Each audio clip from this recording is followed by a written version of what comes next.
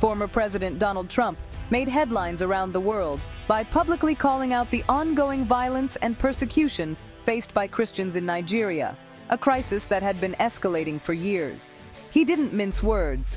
Trump labeled the situation a humanitarian crisis and warned that the United States might be forced to intervene if the Nigerian government failed to take meaningful action to protect its Christian population. Trump even spoke directly with Nigeria's president, Muhammadu Buhari, making it clear that if the violence continued, it could put U.S. aid and cooperation at serious risk. The message was unmistakable: protect Christians and ensure their safety, or risk losing crucial American support and assistance. This wasn't just political rhetoric.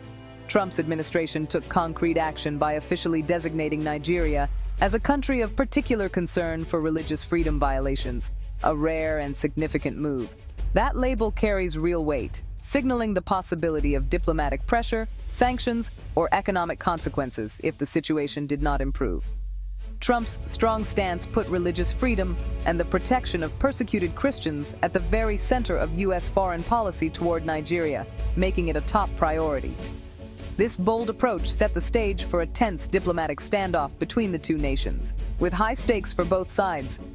The world was watching closely, waiting to see how Nigeria and the United States would respond, and what would happen next in this unfolding international drama. Nigeria's government quickly pushed back against Trump's accusations, responding with a firm and unified front.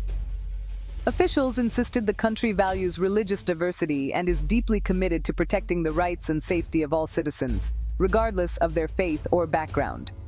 They argued that labeling the violence as Christian persecution oversimplifies a complex security crisis, which involves ethnic tensions, economic struggles, and long-standing regional disputes. Nigeria welcomed international help and cooperation, but stressed that any support must respect its sovereignty and the nation's right to address its own internal challenges.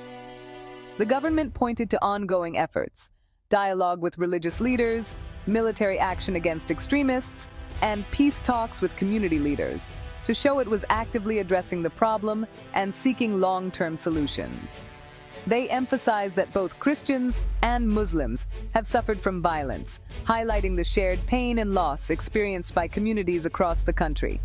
Nigeria's leaders called the U.S. claims misleading and unhelpful, arguing that such statements risked damaging the country's international reputation and undermining efforts for unity. They made it clear they wanted partnership and constructive dialogue, not pressure or public criticism from foreign governments. The debate over the true nature of Nigeria's crisis was now global, sparking conversations in diplomatic circles and media outlets around the world. The reality on the ground in Nigeria is far more complicated than it may first appear, with layers of history, culture, and politics shaping daily life. It's not simply a matter of religious conflict, as is often portrayed in the media or by outside observers. Human rights groups report that extremists target anyone, Christian or Muslim, who dares to oppose their agenda or stands up for peace and justice.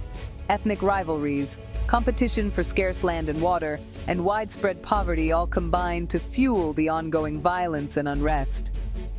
In regions like the Middle Belt, clashes are often about access to resources and survival, not just about religious differences or beliefs.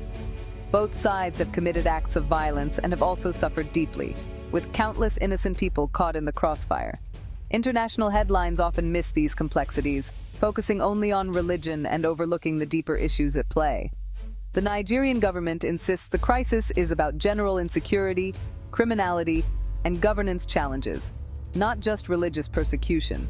Attacks have struck both mosques and churches alike, affecting people of all faiths and backgrounds. Understanding these root causes and the full context is key to finding real, lasting solutions for peace in Nigeria. Trump's threats sparked concern among diplomats and experts worldwide. Many warned that foreign intervention could backfire, uniting Nigerians against outside influence. Some Christian groups felt heard, but many Nigerians saw the warnings as an affront to their sovereignty. Human rights organizations urged diplomacy, not military action. They called for addressing poverty, corruption, and justice to tackle the violence. The consensus: peace must come from within, not be imposed from outside. International observers pushed for dialogue and partnership. Nigeria's stability is vital for West Africa, making cooperation essential. The focus shifted to supporting Nigeria's own efforts, not dictating terms. The episode strained the long-standing U.S.-Nigeria partnership.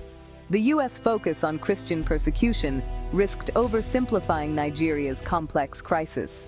Nigeria felt misunderstood and lectured, not supported. Moving forward, both sides must rebuild trust through diplomacy and respect.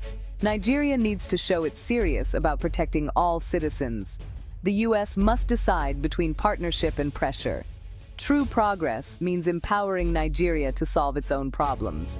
A stable Nigeria benefits both nations and the region. Their next steps will shape not just their relationship, but how global powers address complex crises worldwide.